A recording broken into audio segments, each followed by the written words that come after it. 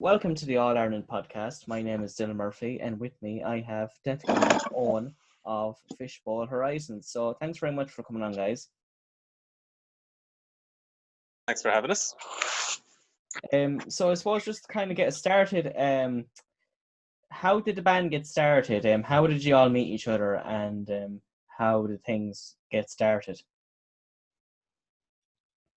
Well, we were in school together, and in secondary school, and I suppose we shared musical tastes to some degree. And then in fourth year, transition year, we were put into a music class. The music class was separated into boys and girls, and there was only 4 lads, and we all started playing music together, and it kind of went from there, didn't it? Yeah. Well, that was just myself and Declan now. So yeah, myself and Declan were in school together. Yeah, I had forgotten that we were split into girls and boys. That wouldn't be allowed these days. But so we decided to start playing together, and we all played together for a couple of years, and then the other 2 lads kind of didn't play so much with us. But myself and Declan then have just been writing music and playing under various guises. I think Fishbowl Horizons is about our 7th or 8th maybe actual incarnation band name. So like over the years we've been, mostly just performing at house parties or busking, or we did a lot of open mics. We did performing under a few other guises. So we were Casual Vacancy for a while. But I think we struggled with getting other members. We always lacked a drummer, didn't we? That was it, yeah. We never really nailed one down. And then I suppose we kind of went traveling and things as well. So up until about 2 years ago, we were in different countries for 4 or 5 years, I think. Okay.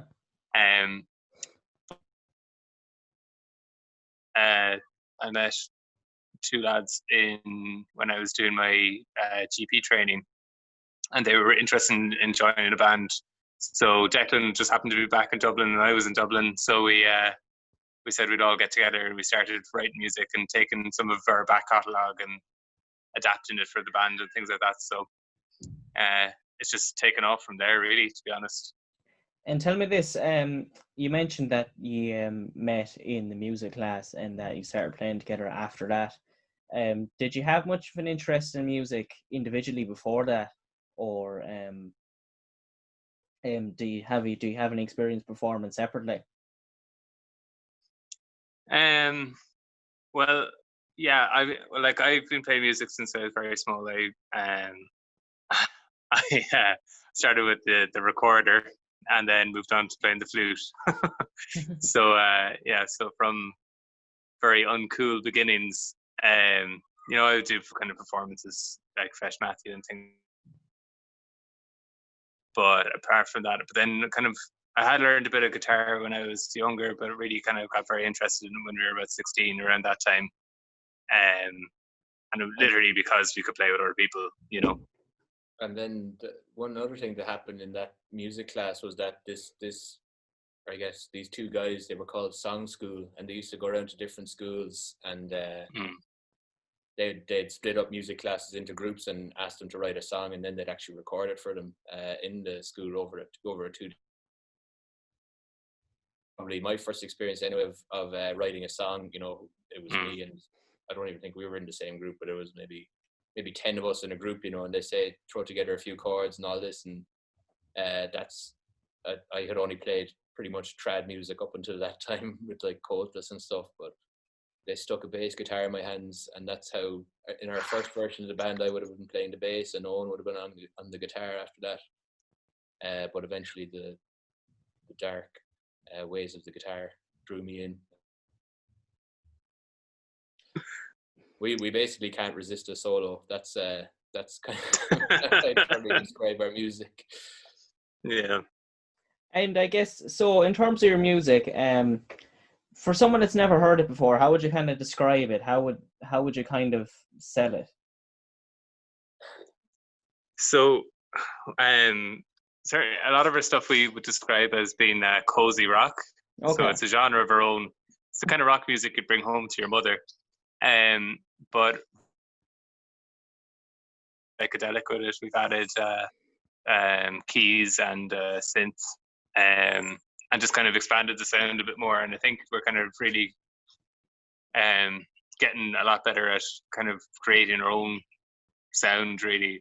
I'm Yeah. not sure what kind of genre you would say. A lot of our songs are just completely different to each other, so it's quite difficult to kind of down, you know. It does sound kind of crazy because it's the question that people ask all the time, but like it's kind of just hard to answer. Maybe because Mm. don't want to compare it to anything, or there's no genre that we would say that's the genre we want to be like or that we try to be like. Yeah. So our songs just come out completely different genres all the time. Mm. Even we'd have a new song and it would sound completely different to the last song, and the next song again would be different again. So in general, like it's kind of cozy, as Owen said. Okay. And probably guitar centric up until now. That we had 3 guitarists up until last. Them had to move to the UK, and now we're expanding into kind of more electronic sounds with synthesizers and keys and things. So it's an exciting new direction, but it's definitely always the sound's definitely always evolving. So, is there any particular musicians or artists that you would kind of look to for inspiration, or does it come in with each individual song? I mean, it's always been the Beatles, really. Yeah, Okay. We're basically obsessed with the Beatles. Yeah, I think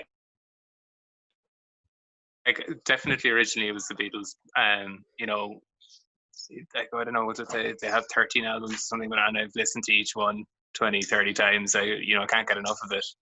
But as time has gone on, I've kind of like now I can't listen to a song without picking it apart almost and trying to figure out the different parts that I could expand on or use, not steal, but just kind of like think about and see what other people are doing and parts of it. So I suppose like trying to get influenced by everything I hear, I guess, is where I'm at now. So you met in the music class, and you both performed under different aliases and different guises throughout the years. When did Fishbowl Horizons kind of start proper, I suppose? And what I mean by that is, when did you decide to start recording professionally and release music on streaming platforms and stuff like that? When did it become a real thing, for lack of better words? I think as Owen said, though we had various guises, we'd always not really had a full kind of complete lineup. And Fishbowl Horizons, when that came together, we had a proper, we had a drummer, bassist, guitarists, singing. We felt like for the first time, really, we could gig properly and have a full sound. And Owen had done a gig with the lads just before Fishbowl started. That went quite well, so that inspired all of them to keep going with it. So when we finally got together, the goal was to do gigs and to record, and we kind of started doing that right away. When we did form Fishbowl, we had a contact in one of the sound engineering courses in Dublin, and he managed to get us into that studio and record. Like it was a prestigious enough studio, and we were able to go in and record with all this nice equipment. But the person wouldn't have been a pro; he would have been one of the students in the school. Yeah. That was our first recording experience, and it probably wasn't the smoothest recording experience. I mean that's code for like absolute disaster, really. I think what we had forgotten is that when you're out of college for a while, you forget that like there's a lot of students, and this isn't to be disparaging against students now, but it was certainly the same in college, but that you can tend to a little bit, and the particular fella that we were working with sort of did that. So and the other thing was deleted tracks by mistake that could never be recovered, and didn't understand how to turn on the the desk. But we had I mean we were standing in front of, like, I think, you know, there's very big acts have recorded in this particular studio, and they have like a full huge desk. It's really, really impressive to look at. The two lads literally had no idea how to use any of it. So, and unfortunately, so I guess we didn't either, it was our first time properly recording, and it was his first time recording, so the combination.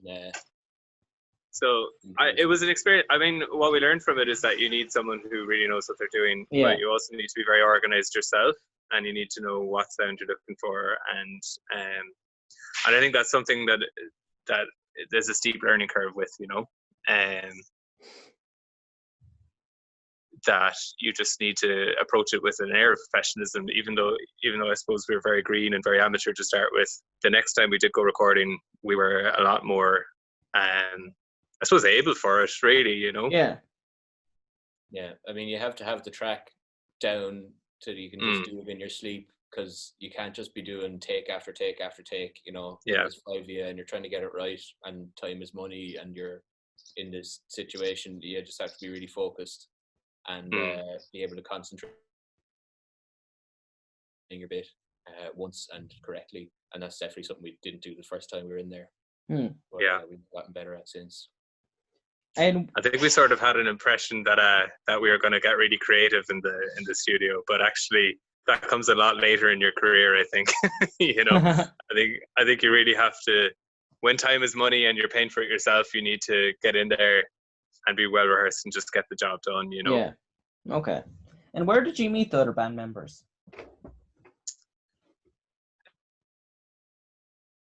So I'm a doctor, and I was training to be a GP, and two of the lads, so one of our other original guitarists was there, and actually it was him who wanted to start the band. The scheme itself has a ball every 4 years that they put on, and he suggested that we would form a band to play at that ball. So it was myself, Ronan, and him, and we hired a drummer, and we played that, and it went down well. So then me and the two lads and Declan went off and looked for a drummer then, and Paul joined us, and he's been a great fit, really, and he seems to really like the music, which is great. He's really kind of bought into the whole feel that we have, you know. So after you had a consistent group together, you released your first EP, The Fishbowl, in 2018. So, like, what was the experience like of releasing the EP? You know, you said that you had a very interesting experience when you recorded for the first time. What changed in between then and the release of the EP? Well, actually, so the EP was the recordings from that experience, and we had just brought them to a professional producer to put them together. Okay. And we released them, and when we released them, you know, we were very green. We didn't really know the process around releasing an EP. We didn't do any of the things you're supposed to do, like pre-releases or, you know, marketing. We didn't think about anything like that. We just kind of lobbed it up on Spotify as if, you know, it was going to get listened to, and did a gig. And we did a gig to release it. Went very well. I think we had a lot of people came to that, but and the songs got a few listens, but after about a month we kind of were listening to the songs over and over, and we kind of felt like maybe they weren't as good a quality as we would have liked, so we ended up actually taking those down off Spotify.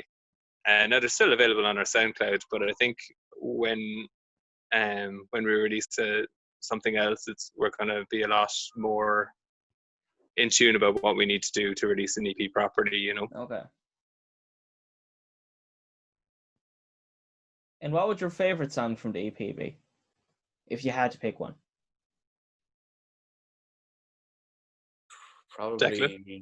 Probably Butter Boy. It just always goes down. It's such a joy to play it live, especially. Okay. And it's a good kind of a rocking song. So that's a lot of fun. So Yeah. I go with Butter Boy. Close call though. Yeah, close call with Hollywood. Hollywood is a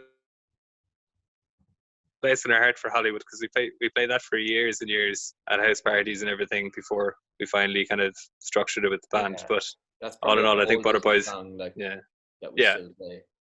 Yeah. So you've been releasing a few tracks on kind of an individual basis since then. I think the most recent one is Nobody Else But You. So can you tell me the story behind that one and where it came from? Yeah. So Nobody Else But You. I'd been sort of playing around with for a long time, and I had an idea of how the song would be, and we were actually at Declan's wedding in October. Okay. Declan, and I think it was the morning after the wedding. I was just walking. I was walking down the street, and I started thinking of lyrics, and I just kind of the song basically just kind of wrote itself in a kind of hour or two in the morning after Declan's wedding. So I wrote the song. It was all inspired by kind of love and feelings, basically. But at Declan's second day of his wedding, they had a session. So I sat down to sing this song, and I made a little speech about how I'd written it that morning, and it was just inspired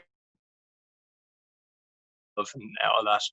And I played the song, and usually I would sit on a song for a couple of weeks or months before I would play it, for a crowd of people.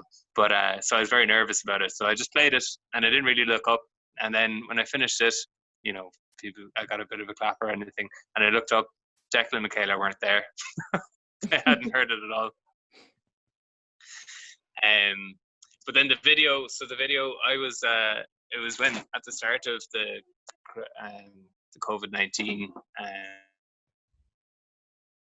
crisis, before the lockdown and everything, kind of just as that was all happening, I was coming home from work, and I developed a cough and a temperature and got some pain in my chest, so I had to leave my home basically and go and isolate, and I ended up isolating in my grandparents' house in Cork. My grandfather had passed away in February. Okay. So basically it was only about 6 weeks after my grandfather passed away, and I was in the empty house, and there's so many memories. There's loads of pictures on the walls, and just the house is real kind of nostalgia there. Yeah. So I felt like I needed to do something with all that, and I needed something to do as well. So I decided to make the video, and I think the feeling of the song kind of works very well around kind of the story of my grandparents and the family and things like that, and kind of a passage of time, So that was the idea, I guess. And so I suppose kind of on the theme there of COVID-19 and the whole thing, how has the lockdown affected the band? How has it affected your plans, or what your hopes are for the future? I suppose everything's just kind of feels like it's on pause for a while. We can't we'd still tinker around with tunes and stuff, but the way we normally work is that you'd tinker around for a bit, you'd have an idea, then you come together and try and develop it, or something happens in a kind of be jamming to it, and that way they kind of grow. But we haven't been able to obviously meet up and play music, so that's something that I'm really missing anyway, and hoping to get back to that as soon as possible. But in the meantime, songs are on hold, gigs are on hold. We were supposed to do a couple of gigs in March, I think, that obviously got cancelled. And festivals obviously are all cancelled this summer, so just trying to take away with what we decided to do. We decided to try and collaborate via Zoom with a song that we had written already, or we're just finishing to write. So our newest song, which is called Staying or Leaving, and we recorded a video of that, or we each recorded videos of us playing that together. So hoping to release that in the very near future. So new things like that we wouldn't have tried before COVID, you know, new ideas for music videos and things. That's taking the positive out of it, you know. And one thing that we haven't been able to do that we were about to do is we've started running a night called the Fishbowl Sessions. Okay. Where we're sort of like the house band, and we bring in other artists, and the idea is that everyone will kind of bring their own crowd, and we try and bring in 3 bands a night, including ourselves, and that each band would bring in their own, like I said, bring in their own crowd, and hopefully that through that people will gather more fans, and kind of, you know, expand their base or whatever. So we were hoping to run kind of 4 of those a year, but but that's all been scuppered now at the moment. Hopefully we're going to get it running again once we're allowed to, though. Yeah. So looking forward to that. And what are you doing with your spare time? Obviously, especially in the context of lockdown and all that kind of thing. But what would you kind of do, even generally, in spare time when you're not working or performing or anything like that? Yeah, I mean, music is definitely a part of it. You know, try and pick up the instruments a few times a day. Other than that, living out in the country here, try and do a bit of gardening or a bit of painting or all that other stuff that I probably never would have thought about before. Before I had to stop doing all the fun stuff. So keeping busy with that. Discovering nature, rediscovering nature. You know, there's so many forests and things around here that, like, you know, you find new things to do that but now you're thankful for them, you know, like a walk in the forest. That is something that people in cities, I think, miss a lot, and it's something that I have on my doorstep, so I'm kind of lucky that way. Yeah, I'm doing all grown-up things as well. Mostly like family time, to be honest. I have a 2-year-old, so spend most of my time just looking after him, cleaning up after him, having a laugh at him, you know. So, I suppose on a medium to long term basis, what are your hopes for the future for the band? Obviously, COVID is going to affect that, but on kind of a long term basis, what are you hoping to do in the next kind of year or two, all going well? We've always dreamed of recording a full album, and an album in the traditional sense of the word, like, you know, like I very rarely would listen to a song on its own. It's, I don't know, it's a habit that I got very early on, but I'd love to create an album out of our songs, and we've always kind of felt like we had enough of a back catalogue, and we're always creating new stuff. So I think we have enough songs now to have at least 2 albums. So that would be like one of my main aims for the next couple of years, definitely. One of the dreams, would be to have a vinyl record of an album that we've made ourselves, you know, and just that on the wall. That'd be definitely, you know, the Fishbowl sessions going as well, you know, trying to keep that up. Hopefully bring in new artists every time. We've had some great artists, so try and discover more talent and maybe even collaborate with other artists through that. And get better at recording. To have some recordings that we're happy with and we can put up on Spotify and all that. Well, we do have, so just before COVID, we had been in the studio actually recording a track, so that's almost finished. We need to meet up to put the finishing touches to that, so hopefully we'll be actually releasing a single in the next month or two, once we sit down and actually finish that. So so we're still more moving forward. Kind of, we've been slowed down a bit by COVID, but there's still stuff kind of tipping away, you know. So we're just about out of time, I'm afraid. Just to kind of finish us off, if people want to hear more, where should they look? Where should they look on social media and all that kind of thing? We a few videos on a YouTube page that is you'll be able to find with Fishbowl Horizons. I don't think there's too many Fishbowl Horizons out there, although there are multiple Butter Boys, which I discovered recently. So if you're listening to the Fishbowl Horizons version of Butter Boy. We still have our Spotify page. When we get our recordings that were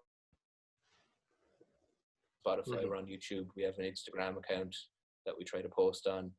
We have a Facebook page, and I believe we have a Twitter as well. Yeah, and and just a shout out, if there's any artists out there who want to perform in Dublin, we have the Fishbowl Sessions Facebook page, and Caroline is very good. Caroline is running things for us now, and from an admin point of view, so she's been kind of running the Fishbowl Sessions side of things, and so if anyone wanted to,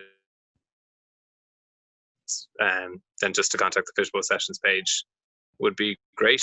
And we'll try and get that up and running as soon as we can again. It's something we're very excited about. Okay then, well, watch this space, I suppose. Well, this has been Declan and Owen of Fishbowl Horizons. I'd like to thank you very much for coming on. Thanks, Ian. Thanks for having us. It was great. Right, so thanks a million and best of luck. Thanks a million. Yeah.